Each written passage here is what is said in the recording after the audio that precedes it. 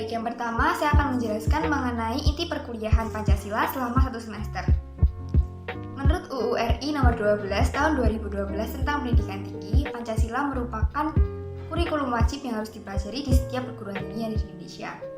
Ada dua sudut pandang yang perlu dipelajari dalam Pancasila, yaitu secara substansional dan secara praktikal. Secara substansional, kita mempelajari Pancasila karena dalam setiap diri manusia tidak dapat dipungkiri memiliki fondasi yaitu Pancasila. Dan secara praktikal tidak dapat dipungkiri bahwa setiap orang wajib untuk mempelajari dan juga menjalankan nilai-nilai Pancasila. Jadi apapun profesi dan status kita harus memegang nilai-nilai Pancasila. Sebelum kita membahas lebih lanjut mengenai Pancasila, mari kita bahas terlebih dahulu sejarah dalam menciptakan Pancasila. Sebelum Indonesia merdeka, diciptakanlah organisasi BPUPKI yang ditugaskan untuk merancang kemerdekaan Indonesia. Namun sebelum tugas BPUPKI ini selesai, BPUPKI dibubarkan dan kemudian diganti oleh PPKI. Pada sidang pertamanya, PPKI ini membahas tentang dasar negara, yaitu tepatnya pada 1 Juni 1945, Insinyur Soekarno mengajukan rancangan dasar negaranya yang diberi nama Pancasila. Sejak saat itu, Pancasila menjadi ideologi bangsa Indonesia. Pancasila memiliki keterkaitan dengan Undang-Undang Dasar 1945, di mana dalam Undang-Undang Dasar tersebut terdapat visi dan misi bangsa Indonesia. Jadi, visi dan misi bangsa Indonesia itu diambil berdasarkan nilai-nilai yang terkandung dalam Pancasila. Lahirnya Pancasila ini juga dipengaruhi oleh nilai-nilai setiap agama yang ada di Indonesia. Secara dogmatis, agama memiliki kedudukan yang lebih tinggi daripada Indonesia. Namun secara kontekstual dan secara kebangsaan, Pancasila memiliki kedudukan yang lebih tinggi daripada agama. Keduanya ini memiliki keterkaitan, yaitu di mana Pancasila akan menyatukan nilai-nilai dari setiap agama yang ada di Indonesia. Keterkaitan ini diwujudkan dalam sila pertama Pancasila, yaitu ketuhanan yang Maha Esa. Sila kedua Pancasila memiliki nilai kemanusiaan yang berkaitan dengan perasaan, keadilan, dan juga hati nurani manusia. Jadi setiap manusia berperilaku berdasarkan hati nurani dan perasaan mereka sehingga bertindak keadilan. Hal inilah yang menjadikan manusia disebut sebagai makhluk yang bermartabat. Dalam sila ketiga yang berbunyi Persatuan Indonesia memiliki arti dan tujuan, yaitu sebagai pemersatu bagi bangsa Indonesia. Menurut Soekarno, bentuk persatuan yang tepat adalah negara kebangsaan, di mana negara kebangsaan ini adalah negara yang nasionalisme. Nah, sila keempat yang berbunyi kerakyatan dipimpin oleh hikmat kebijaksanaan dalam permusyawaratan perwakilan ini memiliki sebuah konsep di mana kehidupan rakyat dalam sebuah kerakyatan dalam mengambil keputusan harus berdasarkan hikmah dan kebijaksanaan. Jadi dalam mengambil keputusan harus melalui sebuah musyawarah. Maka dari itu di Indonesia diadakannya musyawarah mufakat. Karena dengan begitu, maka terciptalah keadilan bagi seluruh masyarakat Indonesia dan tidak berat sebelah. Baik, selanjutnya sila kelima, yaitu sila keadilan sosial bagi seluruh rakyat Indonesia, yang mencerminkan beberapa hal, diantaranya menghormati hak orang lain, mengembangkan sikap adil terhadap sesama, dan mencerminkan sikap kekeluargaan dan gotong royong.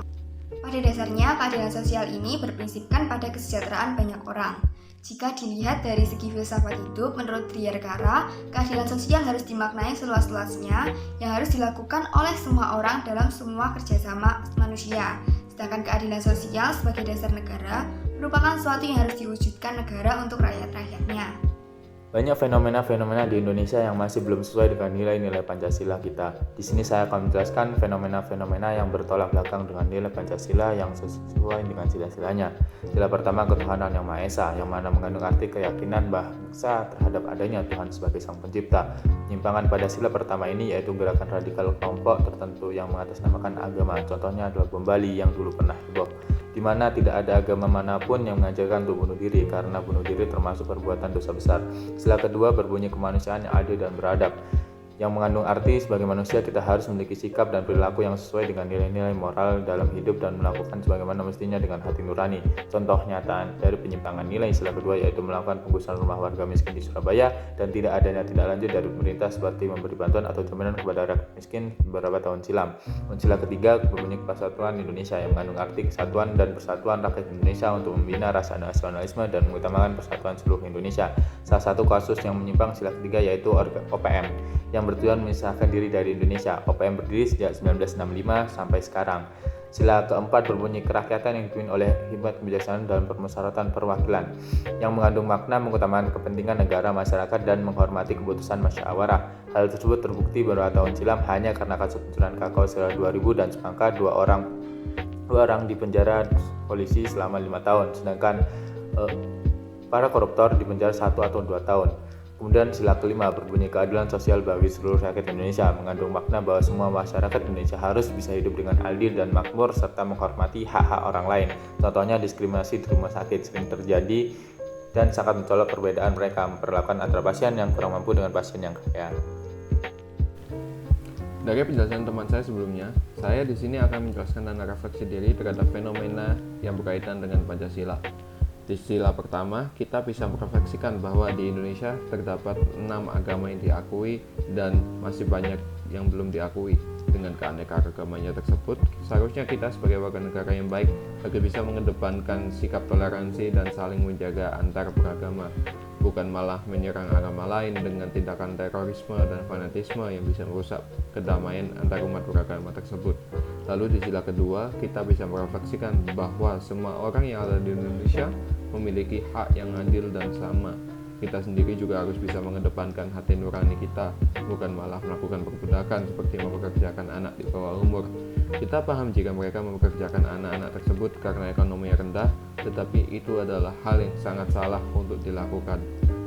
Lalu di sila ketiga, kita bisa merefleksikan bahwa di Indonesia memiliki beragam suku, budaya, ras, dan agama. Kita sebagai warga negara yang baik harus bisa menjaga perdamaian tersebut, tidak seperti kasus OPM yang masih belum tuntas dalam memisahkan Papua Barat dari Indonesia. Hal ini sudah sangat menyimpang dan harus segera diatasi agar perdamaian bisa dijunjung tinggi. Kita sebagai warga negara Indonesia juga harus bisa merangkul semua orang yang menjadi warga negara Indonesia. Lalu di sila keempat, kita bisa menyimpulkan bahwa Indonesia harus bisa menjunjung tinggi rasa adil dalam hukum, dan itu tidak terkecuali entah dari rakyat kecil atau orang yang memiliki segalanya. Jika orang yang mencuri buah coklat Rp2.000 dihukum hingga 5 tahun penjara, lantas mengapa pejabat publik bersumpah di atas kitab tidak akan melanggar aturan dihukum 1-2 tahun? Apakah itu yang dinamakan keadilan? Seharusnya kita harus bisa menjaga keadilan tersebut dan tetap menjunjung tinggi. Lalu di sila kelima, kita bisa menyimpulkan bahwa kita harus bisa adil dalam berbagai hal termasuk fasilitas negara. Seharusnya negara harus bisa mengayomi warga-warganya tanpa terkecuali dan harus bisa memberikan fasilitas yang merata di Indonesia. Hal tersebut tidak akan menjadi kesenjangan sosial dan rasa adil bisa ditegakkan dengan tinggi. Pancasila memiliki peran sebagai prinsip atau pandangan untuk menuntun kehidupan kita menuju ke arah yang lebih baik. Dengan mengetahui Pancasila adalah pedoman kita dalam hidup untuk bermasyarakat, tentunya kita harus tetap berusaha agar tidak kehilangan pedoman hidup tersebut. Kita semua juga berharap agar seluruh masyarakat Indonesia untuk tidak mengubah ataupun mengganti prinsip dasar tersebut. Tetapi kita harus menjadi pribadi yang bisa mengamalkan nilai-nilai Pancasila tersebut agar kehidupan bagi seluruh rakyat Indonesia bisa maju dengan membawa pedoman hidup yang kokoh.